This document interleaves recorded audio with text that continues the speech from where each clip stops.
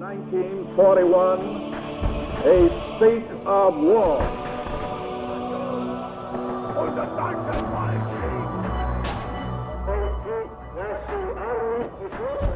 What General Weygand had called the Battle of France was over. The Battle of Britain is about to begin. We shall fight on the beaches, we shall fight on the landing grounds, we shall fight in the fields and in the streets, we shall fight in the hills. Hey guys and gals, this is Alden at the MosinCrate.com, and this is going to be a quick 10-cent history summary on the Siege of Leningrad before we get to the rifle here in a moment. So it's September 1941, and the Germans have surrounded the city of Leningrad. And initially they thought it was going to be a very quick and over battle, but it turned out to be one of the longest and most destructive sieges in the history of warfare.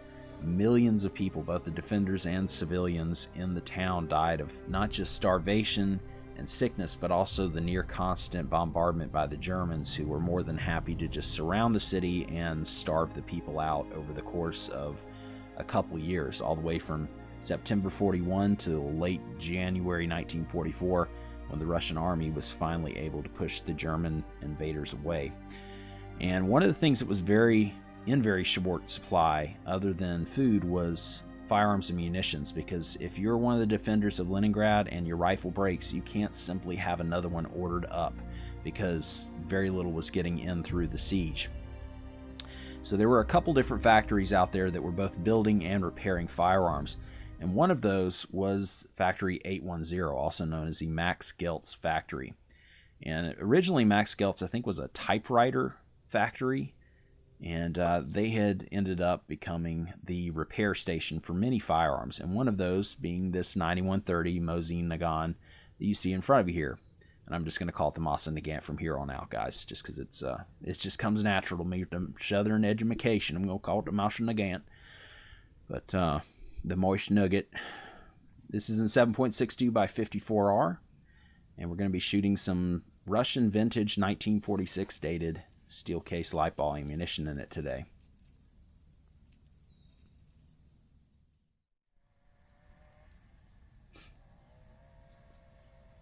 So initially, I didn't even know that this was a Max Geltz rifle. I had bought this with quite a few other 9130s, and I eventually got to looking at it, and that marking that's on there, that circle M marking, looked vaguely familiar, and I was able to do some research thanks to an awesome forum called Gunboards. So if you're into Mosin Nagants, check out gunboards.com. They've got a great group of collectors on there.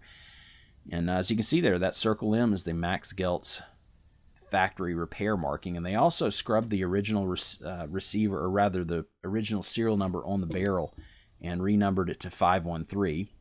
Quite obviously, the rifle's been refurbished since then, and probably most of the parts on here are not the original parts to this rifle, other than the receiver and the barrel itself, but most everything on there is the Chef's marked. It is a 1941 Chef's 9130.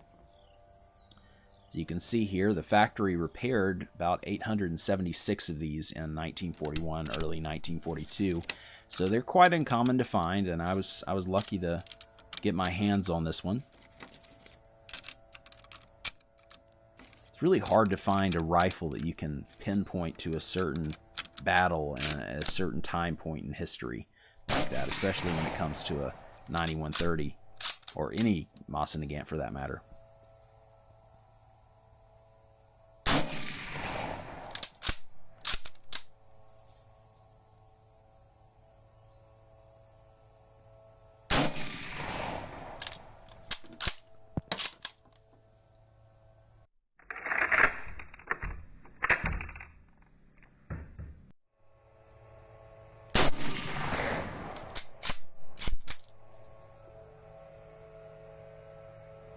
And I'm not using the palm method on the action on the bolt there, because I honestly have never fired this rifle until today, and I had completely forgot to oil it up. And by the time I got out of the range and had no oil with me, I realized how bone dry the action was on this rifle. So I'm just going to gorilla hand it there, and that way I can get the action open and get new rounds chambered.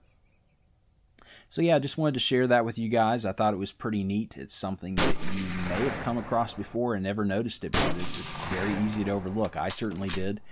And it goes to show there's always something new to learn when it comes to Mosin Nagant rifles. So some bonus footage. I've got a Russian SKS. It's a 1950 Tula.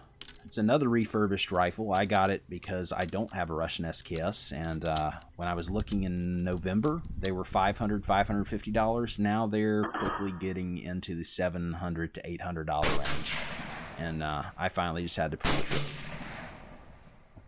I got this one. It's got that nice refurbished laminate stock on there and the blue bayonet. And yeah, pretty cool. So just some bonus footage that really wasn't worth a video by itself. So I don't really get much of anything from YouTube anymore, since they're anti-gun and really don't want anyone making anything off the videos. So the best way to say that you enjoyed this video, click that like button and click that subscribe button. Thanks for watching, guys.